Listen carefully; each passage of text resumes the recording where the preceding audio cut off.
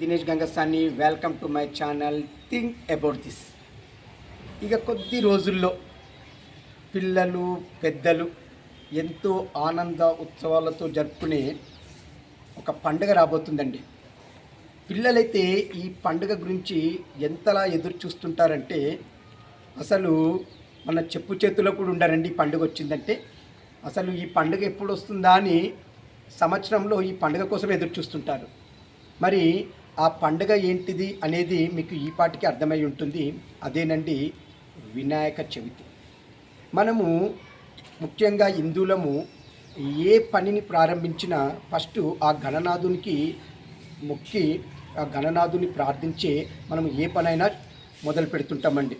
మరి అలాంటి గణనాథునికి మనము వినాయక చవితి సందర్భంగా విగ్రహాలను ప్రతిష్ఠించి 3 రోజులు, 5 రోజులు, 9, 11 రోజులు, కొంతమంది 13 రోజులు, అంతకు మించి కూడా కొంతమంది చేస్తుంటారనుకోండి.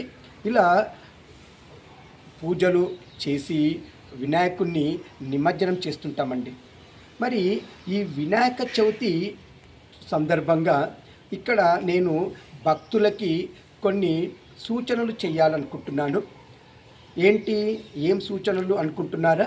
వీటిని కొద్దిగా మనకు తెలిసినా కూడా కొన్ని సందర్భాలలో వీటిని మనం ఏం చేస్తున్నామంటే నెగ్లెక్ట్ చేసి ఈ పండుగని కొన్ని విషయాల్లో అప్రతిష్ట పాలు చేసినటువంటి సందర్భాలు ఉంటున్నాయండి. మరి అవేంటిదనేది ఒక్కసారిగా మనము గమనిద్దాం. మరి పండుగ వచ్చిందంటే చాలామంది ముందు ఏం చేస్తుంటారంటే చందాలు వసూలు చేస్తుంటుంటారండి. ఈ చందాలు అనేది మనకు చందాలు వేస్తున్నప్పుడు ఎవరి స్తోమతను బట్టి వాళ్ళు ఇచ్చే చందాలను తీసుకోవాలి, కానీ డిమాండ్గా చందాలని అడిగి తీసుకోకండి. ఎందుకంటే దేవుడికి నువ్వు చిన్న విగ్రహం పెట్టావా, పెద్దది పెట్టావా, ఇంకా ఎన్ని ఫీట్ల విగ్రహం పెట్టావని కాదండి ముఖ్యము. దేవుణ్ణి నువ్వు ఎంత ప్రేమభావంతో కొలిచావు, ఎంత ప్రేమభావంతో పూజించావని మాత్రమే చూస్తారండి. కానీ ఇప్పుడున్నటువంటి జనరేషన్లో ఇప్పుడున్నటువంటి పరిస్థితుల్లో ఎలా అయిపోయిందంటే ఎంత పెద్ద విగ్రహం పెడితే అంత ప్రెస్టేజ్గా ఫీల్ అవుతూ విగ్రహాలను పెడుతున్నారండి. సో ఇక్కడ చందాలని దందాగా మార్చకండి. ఎవరు ఎంత ఇస్తే తీసుకోండి. ఇంకొక విషయం అండి, ఇక్కడ పండుగ సందర్భంగా మనం పూజ చేసినన్ని రోజులు నిష్టతో పూజ చేయండి. కొన్నిసార్లు ఏమవుతుందంటే నిష్ట తప్పుతున్నారండి. ఎంతలా అంటే ఇక్కడ మనము ఏదైతే దేవునికి భక్తి పాటల ప్లేసులో చాలా మండపాలలో కూడా ఎలా ఉందంటే డీజే సాంగ్స్ పెడుతున్నారండి. ఒక్కటి బాగా ఆలోచించండి, అసలు ఏం సాంగ్స్ అండి ఈ డీజే సాంగ్స్? దేవునికి సంబంధించినటువంటి గణనాథునికి సంబంధించినటువంటి ఎన్నో భక్తి పాటలు ఉన్నాయి, కానీ వాటన్నిటినీ ఏదో కొద్దిసేపు పెట్టినట్టు పెట్టి చాలా మండపాల వాళ్ళు ఈ అడ్డమైనటువంటి డీజే పాటలు పెట్టి దేవుణ్ణి మరి వాళ్ళు ఏ విధంగా కొలుస్తున్నారు అనేది అర్థం అవ్వట్లేదు. కొద్దిగా డీజే సాంగ్స్లని పక్కన పెట్టేసి మంచి భక్తి పాటలని పెట్టండి, లేదా పిల్లలతో భక్తి పాటలు పాడించండి. మనము మన కాలనీలో మన లొకేషన్లో వినాయకుని పెట్టినప్పుడు, వినాయకుని మండపాలు పెట్టినప్పుడు ఆ కాలనీ వాళ్ళు ఎన్ని రోజులైతే మనం పెడుతున్నామో అన్ని రోజులకు తగ్గట్టు ఒక ప్లాన్ చేసుకోండి. ఎలాంటి ప్రోగ్రామ్స్ని కండక్ట్ చేయాలి, మార్నింగ్ ఏం చేయాలి, ఈవినింగ్ ఎలాంటివి చేయాలి, ఇలా కల్చరల్ యాక్టివిటీస్ అనేది మనం కండక్ట్ చేయడం వల్ల పిల్లల్లో ఒక రకమైన ఉత్సాహం అనేది ఇంకా పెరుగుతుందండి. నెక్స్ట్ ఇదే కాకుండా నిమజ్జనం టైంలో చాలామంది చేసినటువంటి ఒక తప్పు ఏంటంటే, అంటే ఇది చేస్తున్నారా లేదా అనేది చూస్తున్న వ్యూవర్స్కి బాగా తెలుసు. ఒకవేళ మీ దగ్గర అలాంటి జరిగిందంటే నాకు కామెంట్లో పెట్టండి. నేను కావలసుకొని డైరెక్ట్గా అనాలని అనట్లేదు, నేను కూడా చూశాను కాబట్టి చెప్తున్నాను.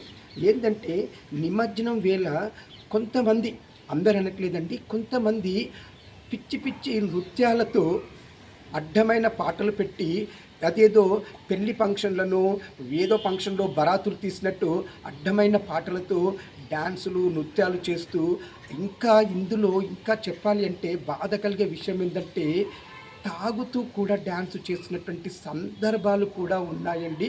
ఇది ఉందా లేదా అనేది, ఉంది అనేది నేను చూసినవి కూడా ఉన్నాయండి. మీకు కూడా అలాంటివి ఉంటే చెప్పండి. ఇది ఉండొద్దని అనుకుంటున్నాను. మనము దేవుణ్ణి ఇలా చేయడం అంటే అపహాస్య పాలు చేసినట్టు అవుతుంది.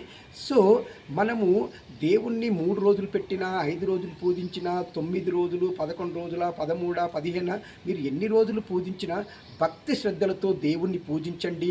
అప్పుడే మనకు ఆ దేవుని ఆశీస్సులు అనేది మన మీద ఉంటాయి.